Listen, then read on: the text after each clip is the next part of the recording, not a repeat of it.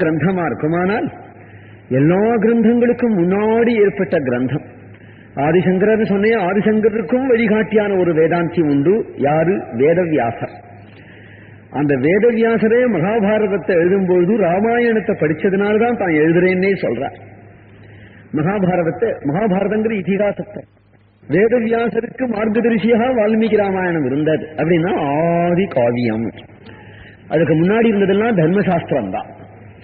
எல்லாம் தர்மசாஸ்திரம் தான். தர்மங்களை போதிக்கக்கூடிய கிரந்தம் தானே தவிர ஒருத்தருடைய சரித்திரத்தை எடுத்து சொல்லும்படியா எந்த ரிஷிக்குமே தோணல. காரணம் இப்பேற்பட்ட சரித்திரம் முன்னாடி இருந்த வாழ்க்கை இல்ல போல இருக்கு. வால்மீகிக்கு மட்டிலும் ராமருடைய சமகாலத்தில் இருந்த வசிஷ்டர் கூட வசிஷ்ட ஸ்மிருதி தான் எழுதியிருக்கார். விஸ்வாமித்ரர் கூட விஸ்வாமித்ர ஸ்மிருதி தான் எழுதியிருக்கிறார். அத்ரி கூட அத்ரி ஸ்மிருதி தான் எழுதியிருக்கார். இவர்கள் எல்லாரும் ராமருடைய சமகாலத்தில் இருக்கும் பொழுதே தர்மசாஸ்திர கர்த்தாவா இருக்கும் பொழுது வால்மீகியும் சமகாலத்தில் இருந்தவர். வால்மீகி ஸ்மிருதின்னு ஒண்ணு எழுதியிருக்க வேண்டி இருக்க, ஆனால் இவர் ராம கதையை ஏனால் ஸ்மிருதிகளால எப்படி ஒருத்தனுக்கு தர்மம் தெரியுமோ, ஸ்மிருதிகளால எப்படி ஒருத்தனுக்கு பக்தி வருமோ, ஸ்மிருதிகளால எப்படி ஒருத்தனுக்கு ஞானம் வருமோ, அதை விட ராமாயணத்தாலே ராமகதையாலே ஒருத்தனுக்கு தர்மம் தெரியும், ராமகதையாலே ஒருத்தனுக்கு ஞானம் வரும், ராமகதையாலே ஒருத்தனுக்கு பக்தி வரும், ராமகதையாலே ஒருத்தனுக்கு குடும்ப விருத்தி தனதானிய விருத்தி முதலீதான சகல சௌபாகியங்களும் இகத்திலையும் வந்து வைராக்கிய சம்பத்தும் வந்து அந்திம சுவாசம் போகும் பொழுது பிரம்மஜானமும் வந்து அவனுக்கு மோட்சமும் கிடைக்கும் அப்படிங்கும்படியான ஒரு ராம கதையை நமக்கு அருளி செய்தார். அதுல ஆரண்ய காண்டத்துல பிரவேசிச்சு மகர்ஷிகளுடைய ஆசிரமங்கள்லாம் தாண்டி கொண்டு வந்து பஞ்சவடியில பெருமாள் எழுந்துள்ள இருந்தார். சூர்பனக வந்து பார்த்தால் ராமரிடத்திலே காமவசப்பட்டிருந்தால் அதனுடைய பலன் கைமேல் பெற்று திரும்பினால் அவளுடைய ஒரு சேஷ்டையினாலே கரதூஷணர்கள் வந்து யுத்தம் பண்ணி 14,000 ராட்சசர்கள் படுசாவு அடைஞ்சார்கள். ராமர் வீரஸ்ரீயோட இருக்கார். பாய்க்கு லங்கையில் உடையவர்களையும் தொலைச்சு கட்டுவதற்காக போவாள் போலே சூர்பனக உண்டி மட்டும் மிச்சப்பட்டு திரும்பி போறாள். சில ராட்சசர்கள் போய் ராவணன் இடத்துல ஜனஸ்தானம் அழிஞ்சு போயிடுச்சுங்கிறத தெரிவிச்சான். ஆச்சரியப்பட்டு போயிட்டான் ராவணன். தேவலோகத்தை கூட அழிக்க வல்லவர்கள் ஜனஸ்தானவாசிகளான கரதூஷணர்கள். ஜனஸ்தானத்தை அழிக்க உலகத்தை யாரால முடியும்? இந்திரனால கூட முடியாதே, யமனால கூட முடியாதே. அப்பேற்பட்ட மகாவீரர்களான அவர்களை யாரோ ராமன் ஒற்றன் சதுரங்க சைனியம் கூட இல்லையா தம்பியும் தானுமா வந்திருக்கிறான், அவனால அழிக்கப்பட்டது அப்படிங்கிறத கேள்விப்பட்டதும் பிரமிச்சு போய் ஆச்சரியப்பட்டு போய் ஊர்ல உள்ள எல்லா வம்பும் தெரிகிற இடம் மாரீச்சன். மாரீச்சனை கேட்டால் இந்த ராமனை பத்தி தெரியும் என்று நினைச்சு கொண்டு மாரீச்ச ஆசிரமத்துக்கு வரா. கதவு சாத்தியிருக்கு. உள்ளேந்து ராமா ராமான்னு சப்தம் கேட்கிறது. இவன் ஏதோ ராமா ராமான்னு சொல்றானே, அந்த ராமன் தானா? இவன் வேற ராமனா? மாமான்னு கதவு அடிச்சான். உடனே மாரீச்சன் ஒன்னாம் வாராப்பா ராவணா சௌக்கியமா ரொம்ப நாளாச்சே பார்த்து. என்ன மாமா என்ன இப்படி எல்லாம் ஒரு வேஷம் போட்டு எவ்வளவு நாளாச்சு? நீங்க ஜடாபாரம் தரிச்சு கொண்டு மரவுரி தரிச்சு கொண்டு ஏன் ரிஷியா ஆயிட்டேன்? பேசாம போ, ஒரு பேச்சுங்கிட்ட பேசாதே. எங்க வந்த காரணம் சொல்லு. ஜனஸ்தானமே அழிஞ்சு போயிட்டாமே, நான் என்ன பண்ணுவேன்? ஏன் ஜனஸ்தானம் எப்படி அழிஞ்சுது? யார் அழிக்க முடியும்? ராமன் ஒருத்தர் வந்திருக்கிறார். ராமராமா அந்த பேச்சு பேசி நீங்க வராதே, நிச்சயம் ஜனஸ்தானம் அழிஞ்சு போயிருக்கும். லங்கையும் அழிய வேண்டாம், நீ ஜனஸ்தான பக்கம் போகாதே, சௌக்கியமா ஆத்துல இரு, அங்க என்ன ஆச்சுன்னு விசாரிக்க கூட போகாதே, செத்து போனவனுடைய எலும்பை எடுத்து எறிய கூட போகாது, அந்த பக்கமே தலை காட்டாத. உடனே ராவணன் இதுல ஏதோ விஷயம் இருக்கு புரிஞ்சுனுட்டான். ஏற்கனவே ஜனஸ்தானம் அழிஞ்சதுலயே ஆச்சரியப்பட மாரீசனே இப்படி சொல்ல பூர்ண நம்பிக்கையோட போய் சேர்ந்தான். ராமன் கிட்ட போக முடியாது அப்படிங்கிற பூர்ண நம்பிக்கையோட போய் சேர்ந்தான். போய் உட்கார்ந்துருப்பான். சூர்பனக அங்கேருந்து அட்டிச்சேண்டு அலறிண்டு விழுந்து கத்தரா. சித்த நேரம் ஆச்சா அவள் யாருன்னு தெரிஞ்சுக்கிறதுக்கு. ஏனால் மூக்கு இல்லாதனாலையும் காது இல்லாததுனாலையும் முகத்தை பார்த்து தெரிஞ்சுக்க முடியல. மூக்கு போனவாளுக்கே குரல் மாறிடும், அதனால குரல் கண்டு தெரிஞ்சுக்கவும் முடியல. இவனுக்கு இப்பேற்பட்ட விபத்து எப்படி வந்தது? யாரு பண்ணினா? எவன் அலங்கோலப்படுத்தினா? உன்னை உனக்கு அண்ணன் ஆளுக்காடா நான் இருக்கும் பொழுது என்று இவன் உபச்சாரம் பண்ணணும் இல்லையா, இல்லாட்டா அழறதுக்கு பேசாம இருக்க கூடாது. இதுதான் ஏற்கனவே தெரிஞ்சுட்டு இருக்கான் அவன். இப்படி சொன்னதும் உடனே அவள் கண்ணாபுனான்னு திட்ட ஆரம்பிச்சா. உன்னை போல ஒரு பயந்தாங்குழி, உன்னை போல ஒரு அல்பன் உலகத்துல கிடையாது. ராஜ்யமாதி எப்பொழுதும் சாப்பிட வேண்டியது, தூங்க வேண்டியது, அந்த புறத்துல நாட்டிய கச்சேரி பார்க்க வேண்டியதுன்னு பொழுதுபோக்கிறையே ஜனஸ்தானமே ஒழிஞ்சு போயிடுத்து. சாரர்களை வச்சு எங்க சத்ரு இருக்கா, யார் எத்தகையவர்கள், ஏன் குடியேறி இருக்கா, இவன் யாரு என்று விசாரிக்காம இருந்தான். ஆனால் உன்னை போல முழு சோம்பேறி உலகத்துல யாரும். உன் சகோதரியாயிருந்து இப்பேற்பட்ட பரிபவம் அடைஞ்சேன், நாதியத்து போயிட்டேன், என்னை கவனிப்பார் இல்லை, இப்பேற்பட்ட கஷ்டம் எனக்கு வரவாவது என்றெல்லாம் ஒரு பெரிய ஒப்பாரி வச்சு அவள் பாட ராவணன் இதை உடனே கேட்டு, அந்த ராமன் யாரு, அவனுடைய பல பராக்கிரமம் என்ன அப்படின்னு சொன்னதும் அதே மாதிரி சொல்லுகிறாள். தருணமானவன், ரூப சம்பன்னன், அப்பேற்பட்ட பல பராக்கிரமம் உடையவன். அவன் அம்புகளை எடுத்து கோதண்டத்துல தொடுக்கிறதையோ அல்லது பிரயோகம் பண்றதையோ நான் காணலே. அது ஒன்று எடுத்தால் 10 தொடுக்கிறான், 10 எடுத்தால் 100 கிளம்புறது, 100 கிளம்பி 1000 விழறது. அப்பப்படிய யானைப்படை, குதிரைப்படை, சதுரங்க சைன்யம் கீழே சாயறது. அப்பேற்பட்ட ஒரு ஆச்சரியம். அந்த அம்பு வரதே ஒரு ஆச்சரியமா இருக்கு, அம்பு போடுறதே ஒரு ஆச்சரியமா இருக்கு. அதனால் கிட்டம் அவர்களோட ஒரு பொம்மநாட்டி வந்திருக்கிறாள். சீதையின் பெயர் நைவதேவி நகம் தருவி நஜி நஜகின்னரி. இந்த லோகத்திலே தேவசித்த யட்ச கந்தர்வ ஸ்திரீகளிலே அவளுக்கு ஒப்பானவள் உலகத்துல யாருமே கிடையாது. அப்பேற்பட்ட ஒரு தனித்த ஒரு அழகி. அவளை எப்படியாவது கொண்டு வந்து உன்னை அந்தப்புறத்துல சேர்த்து விடணும்னு நினைச்சுன்னு அவளை நான் தூக்க போனேன். இதுல என்ன அண்ணா தப்பு, என்னுடைய மூக்கை அறுத்து விட்டா, என்னுடைய காதை அறுத்து விட்டான்னு ஓடி வந்துட்டேன். கரதூஷணர்கள் எனக்கு பரிஞ்சுண்டு போனார்கள், அவர்கள் நிர்மூலமாக போயிட்டார்கள் என்று இவள் சொன்னதும் உடனே ராவணன் இப்படி யோஜனை பண்ணினான். அவனுக்கு ஒரு தந்திரம் தோணித்து, அப்படிப்பட்ட ஒரு அழகியா இருந்தால் அந்த சீதையை தான் நம்ம கொண்டுன்னு வந்துடுவோமே. மற்றொரு பட்சம் என்னன்னா, எப்போ என்னுடைய ஜனஸ்தானத்துக்கு அவனை அழிச்சானோ அவனுக்கு ஒரு பதில் துரோகம் நாம் பண்ணணும். நேரடியா யுத்தத்துக்கு போக முடியாதுங்கிறது நிச்சயமா தெரியறது. அவன் பிரபாவத்தை கேட்டால் பத்னியா கொண்டு வந்து அவனை அவமானப்படுத்தி விட்டேன். ஆனால் உடனே ஆள் நொடிச்சு போயிடுவான். வெளியில தலகாட்ட முடியாத பருத்த அவமானம் வந்துடும். அதனாலேயே பலகீனன் ஆயிடுவான். இதுதான் அவனுக்கு நான் செய்ய வேண்டிய துரோகம் என்று நினைச்சு மறுபடியும் பாதி ராத்திரிக்கு ரதத்துல ஏறி ஆகாச மார்க்கமா வந்து மாரீச்சாசிரமத்துல வந்து கதவு இடிக்கிறான். மாமா மாமா மாமா. மாரீச்சனுடைய காதுல ராமா ராமா ராமா அப்படின்னு விட போர்வைய நன்னா போத்தின்னா அவனுக்கு பயம். நான் தான் வந்திருக்கிறேன் தசக்ரீவன் ராவணன்னா. அடப்பாவி, இப்பதான் அனுப்பிச்சேன் நல்ல புத்தி சொல்லி, இந்த பழி ஏன் திரும்பி வந்திருக்கோ தெரியலையே என்று அழைச்சு கொண்டே கதவை திறந்தான். வடவடவடன் நெடுங்கிறது ராமநாமத்தை கேட்டதே. ஏ மாமா குளிரான்னா. மறுபடியும் அந்த வார்த்தை சொல்லாதே, உன்னோட நான் பேசணுமானால். ஏன் எந்த வார்த்தை இப்ப சொன்னியே? ராமநாமம். ராமநாமத்துல அவ்வளவு பயமா, ராமனிடத்துல எவ்வளவு பயமோ அவனுக்கு தெரியாது. என்ன பயம்ங்கிறது அவனே சொல்றான். விரட்சே விரட்சே தபஸ்யாமி சீர கிருஷ்ணாதி நாம் வரவும். நான் இப்படி வந்து தலைகாட்டி இப்படி பார்த்தேன். ஆனால் பெரிய பெரிய ஆலமரங்களை பார்க்கும்பொழுது அதுல இருந்து தொங்குற விழுத பார்த்தா ராமருடைய ஜட தொங்குறது போலையும் ராமர் நிற்கிறது போலையும் எனக்கு தோன்றது.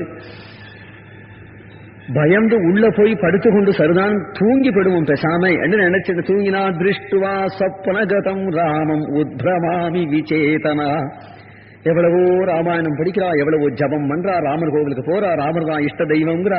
சொப்பனத்துல ஒரே ஒரு நாள் ராமர் தரிசனம் கொடுக்க கூடாதா? மாரீச்சனுடைய பக்தியை பர்த்தேடா. நித்தியப்படி ராத்திரி 10 தடவை வந்துருவான் ராமர். கொஞ்சம் கண்ணாயிரதும் ராமர் வரதும், எழுந்து உட்காரதும் கொஞ்சம் கண்ணாயிரதும் ராமர் வரதும். உத்ரவாமி விசேதனஹா திருஷ்டுவா சொப்பனகதம் ராமம் உத்ரவாமி விசேதனஹா. எனக்கு அந்த ராமனிடத்துல அவ்வளவு பயம். ராவணா, நான் தான் உனக்கு புத்தி சொன்னேனே, ஏன் திரும்பி வரேன்? எனக்கு ரான்னு பேச்ச எடுக்காத. அந்த ரேப்பம் வந்துட்டாலேயே உடம்பு என்னவோ செய்யறதுன்னா. ரத்னானிச்ச ரதா செய்வ திராகும் சஞ்சனயம் திமே. ரதம்னு சொல்லாதே, ரத்னம்னு சொல்லாதே, ராவணம்னு சொல்லாதே, ரா எடுத்துடாதேன்னு. சித்த நேரம் நான் பேசணுமானா ரா இல்லாத பேசுங்கிறா. ஏன் அவ்வளவு பயம்னா, இவன் பிரம்மராட்சச. மாரீச்சங்கரன் பிரம்மராட்சச. இப்பேற்பட்ட பூத பிரேத பிசாசங்களுக்கும் மந்திர தந்திரங்கள் இருக்கு. பிரம்மராட்சசுக்கு மந்திரம் என்ன மந்திரம்? அவன் தான் சொல்றானே, ராம மந்திரம் தான். ராமன்னு சொன்னா என்னவோ பண்றது என்னால தாங்காதுன்னு சொல்றான் பத்தேடா. இதுதான் பிரம்மராட்சசுகளை விரட்டத்துக்கு உள்ள உத்தமோத்தமமான மந்திரம். ராம்ங்கிறது அக்னி பீஜம். ராம அப்படின்னு பூரா கூட சொல்ல வேண்டியது இல்லைங்கிறான். ரகாராதீனி நாமானி ராமத்ரஸ்யன்னு ரா அப்படின்னு விட்டாலேயே எனக்கு போயிடும்னா. அதனால அந்த அக்ஷரம் அக்னி பீஜமான பீஜாட்சரம். ராம் ராம் அப்படின்னு சொன்னா பீஜாட்சரம். ராம ராம ராம அப்படின்னு மகாரத்தை நன்னா சொன்னோமானால் ராமநாமம். அவன் அந்த பீஜாட்சரத்தை உச்சரிக்காதேங்கிறான். ராமன்னு சொல்லாதேங்கிறான். அவ்வளவு நெடுக்கம் தனக்கு இருக்கு. கடைசியில் சொன்னா எங்க மறுபடியும் இப்பதானே நான் உன்னை சொல்லி அனுப்பிச்சேன். இல்ல உன்னால ஒரு காரியம் ஆகணும். என்ன காரியம் ஆகணும்? நான் வேற தந்திரம் பண்ணிருக்கேன். என்ன? நேர ராமர்கிட்ட நான் போகல. அந்த ராமருக்கு ஒரு பத்தினி இருக்காளாம் சீதை. என்ன? நீ ஒரு மான் மாதிரி அங்க போய் நெல்லு, அதை பிடிச்சு கொடுன்னு அவள் சொல்லுவள். அதை பிடிக்கிறதுக்காக ராமன் அந்தண்ட போயிடுவான். அவளை கொண்டுன்னு வந்துடுறேன். பத்தினியை இழந்த அவமானத்தினாலேயே அவன் போயிடுவான். அப்படிதான் அவனுக்கு துரோகம் செய்யணும்னு திட்டமிட்டேன். அட பாவி, உனக்கு எவன் இந்த புத்தி சொன்னா? பரதாராபிமரிசாத்து நான்யத்தாபதரம் மகதே. நீ அடியோடு அழிஞ்சு போகணும்னு யாரோ பிளான் போட்டு இந்த புத்தி உனக்கு சொல்லியிருக்கான். மகா தபஸ்வியானாலும் மகா பிரபாவசாலியானாலும் நீ பௌலஸ்தியனாக இருந்த போதிலும் தபசுனால சர்வ தேவதைகளை அடைக்கிறவனாய் இருந்த போதிலும் எந்த பெருமை உடையவனாய் இருந்த போதிலும் ஆனால் நீ பரதாரத்தின் மேல கை வச்சு ஆனால் அவ்வளவும் நஷ்டமாயிடும். உனக்கு ஒழிஞ்சு போயிடுவே. ஜாக்கிரதை. நான் சொல்றேன், விபீஷணனும் முதலிய சன் மந்திரிகளிடத்துல நீ ஆலோசனை பண்ணலையா? எந்த துஷ்டனும் உனக்கு புத்தி சொன்னான்? உனக்கு க்ஷேமமா இருக்கணும்னு நான் புத்தி சொல்றேன். பேசாம போய் இரு. லங்கை குடும்பம், உன்னுடைய குழந்தை குட்டிகள் எல்லாரும் சௌக்கியமா இருக்கட்டும்.